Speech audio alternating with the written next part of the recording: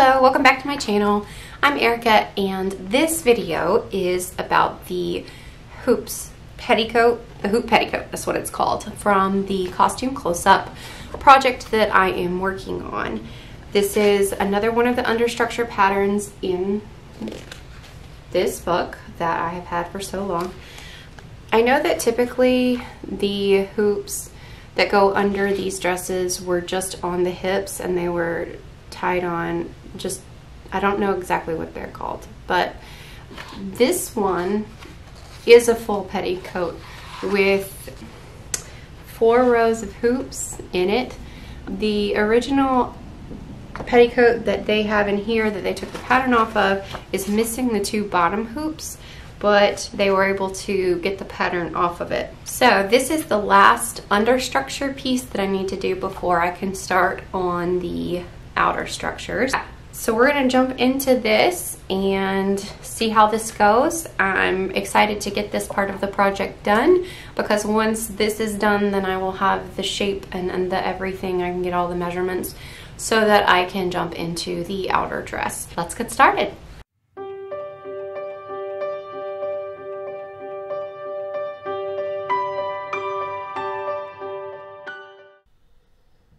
So just cutting out the pieces, there's the 2 front waistband pieces, the 2 back waistband pieces, and the skirt, which I'll show cutting out later. Right here I'm just doing the waistband and adding a 1/2 inch seam allowance to the pattern that I made off the book.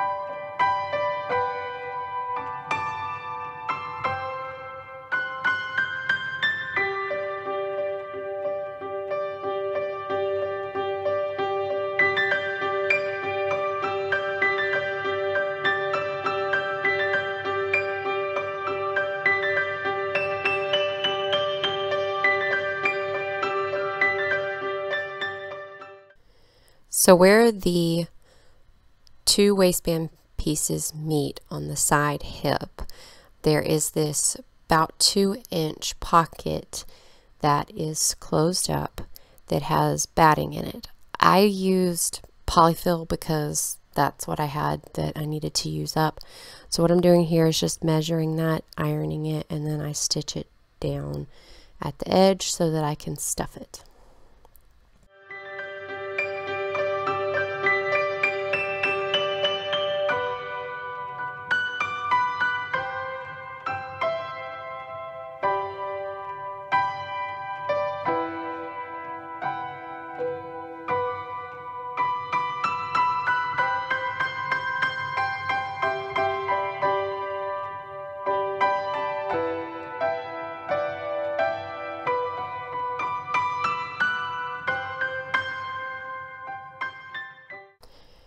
And this is done on all 4 pieces. And then I stitched the 2 front pieces together at the center, and the back is open, so I did not stitch those.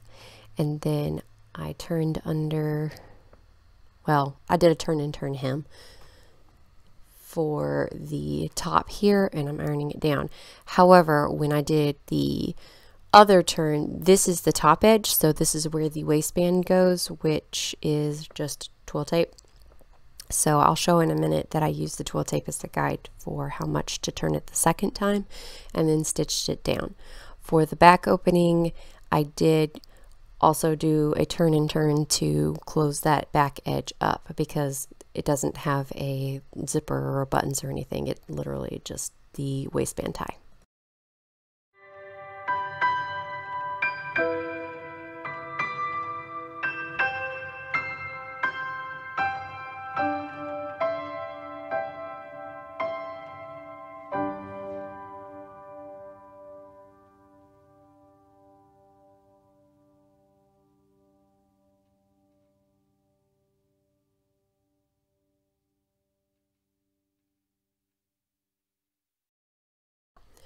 Once the top edge was stitched, then I took the polyfill and stuffed it in till I liked the fluffiness of it, and then ran a tacking stitch across the bottom just so that it wouldn't fall out in the process of sewing the waistband to the bottom of the skirt. I mean, not the bottom of the skirt, but to the skirt.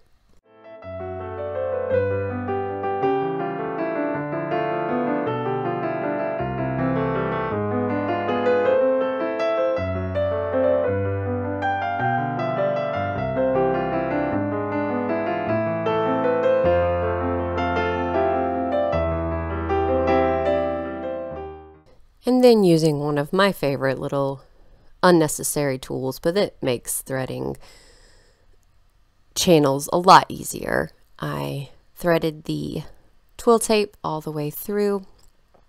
When I pulled it through this first piece here, I pinned it so that I wouldn't accidentally pull it out, and then worked my way all the way around to the front waistband and then back to the other piece for the second part of the back.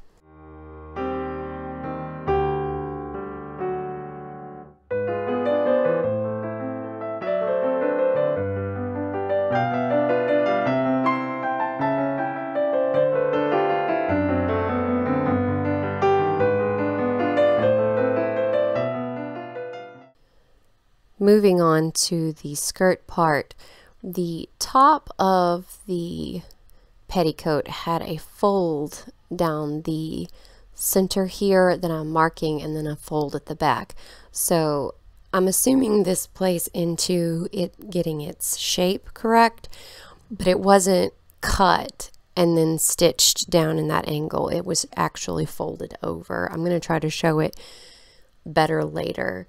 And then the waistband was stitched to the top with the fold at the back and the fold at the center. And then also here I am marking the placement for the 3 bottom hoop channels.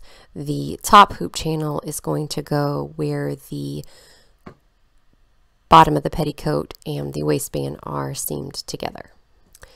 And then here I'm just cutting and ironing the long strips of cotton for the hoop channels.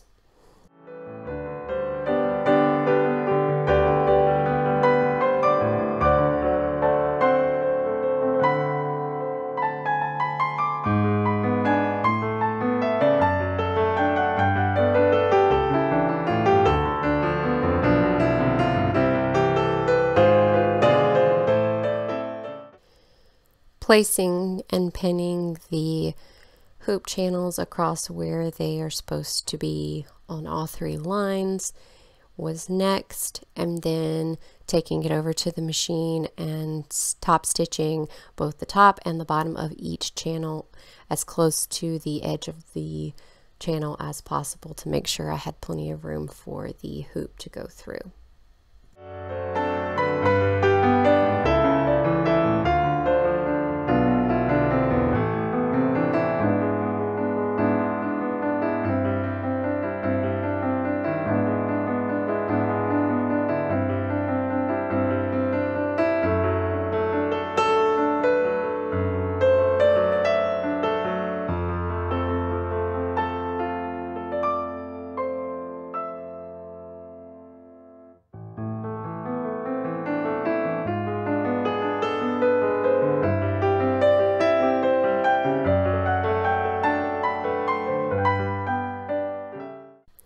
I was going very slowly right here because you're not really supposed to sew over pins, and I didn't want to hit one, but I really didn't want it to shift at all, so I left them in, at least for the first row, and then I took them out for the second.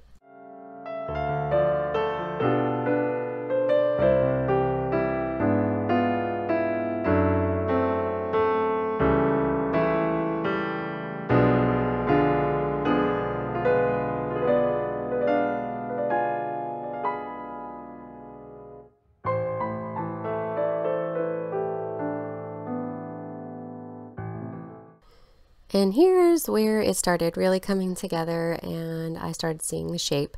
So there's the fold down that I was trying to explain earlier. and then it's pinned. And then how I do, it's also gathered. And how I do that when I'm gathering something is right there, I pin the center, and then I went and pinned the other edge where I wanted it, and then I gather up the excess in the middle and then spaced out the gather evenly. And then I did that all the way around the top for both the back pieces and for the front piece there, and then stitched them together.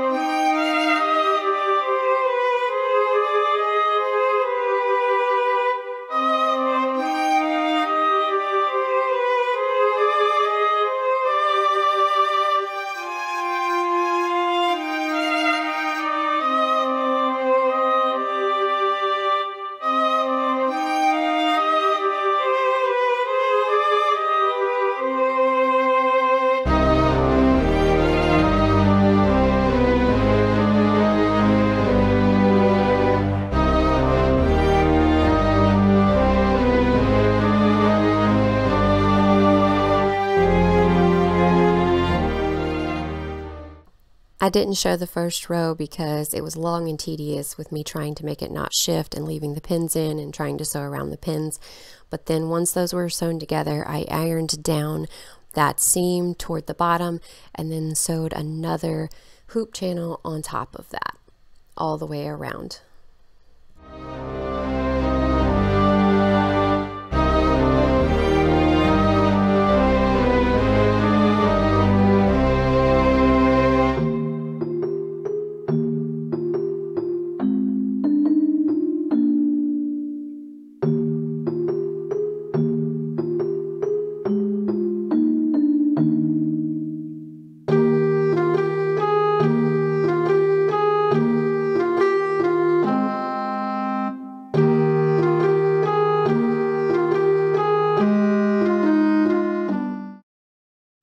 So as you can see, I marked that measurement out on the hoop and then wrote top on it because that was smaller than the other 3 hoop pieces. The other 3 were all the same length. So then I had to use a couple of separate tools to get them cut apart, and then I can start inserting them into the channels.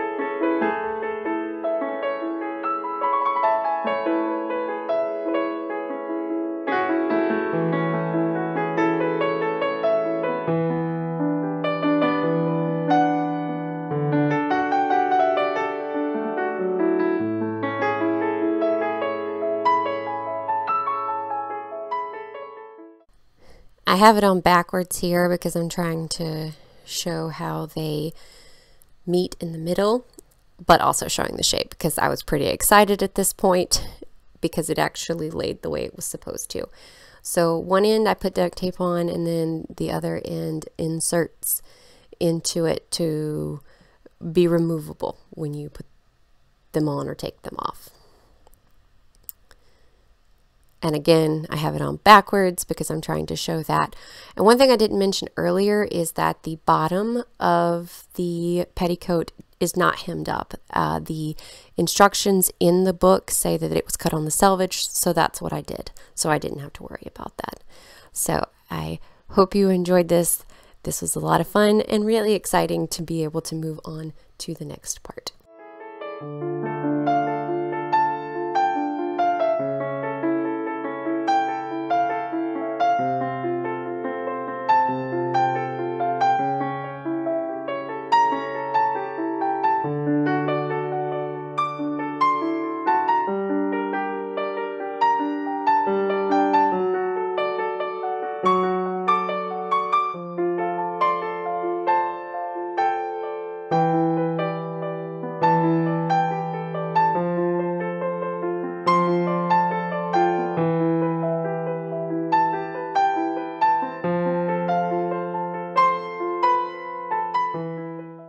Okay, so for the wrap up for this video, I'm sitting down with the hoops and they're popping up. I still have to figure out something to put on the tips that I didn't duct tape because they're still sharp. I might just file them down, but they're supposed to be removable, going in and out to get these on and off. So other than that though, this was a lot simpler of a project than I had anticipated. I cut out the pattern and I did the patterning for this probably a year and a half ago, and then I just sat on it because I had already overcomplicated it in my head. So sitting down and redoing it again after I fixed my stays, it just was a very smooth process. So again, I'm gonna say this a lot because I do feel like that this is the theme for my channel, but this fabric was found at a thrift store. I believe it was Habitat. I was honestly kind of worried about when I put the hoops in.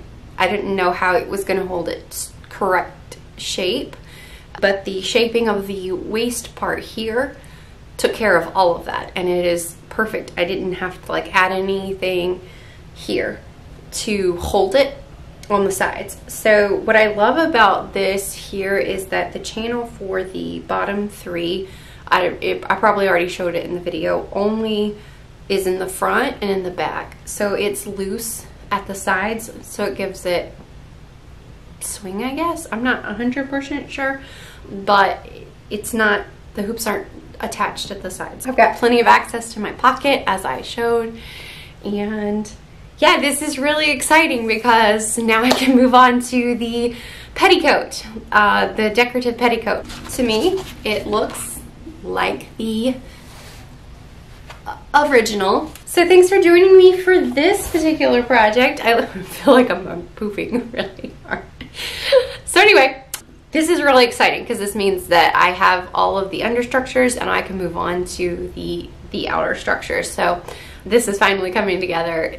I can't even, the Worth gown was a newer dream dress, but this one is like the original dream dress for me, going back so long. I have been staring at these pictures since I was 16 years old. I am so excited to see this coming together. So yeah, thanks for joining me. I hope you stick around. I'd love to hear what you think about it. I would love to answer any questions if you have them. Feel free to talk to me in the comments. I love talking to people. Also, if you want to see the rest of this project, I'd love for you to stick around and subscribe and like this video. And yeah, I'll see you in the next one.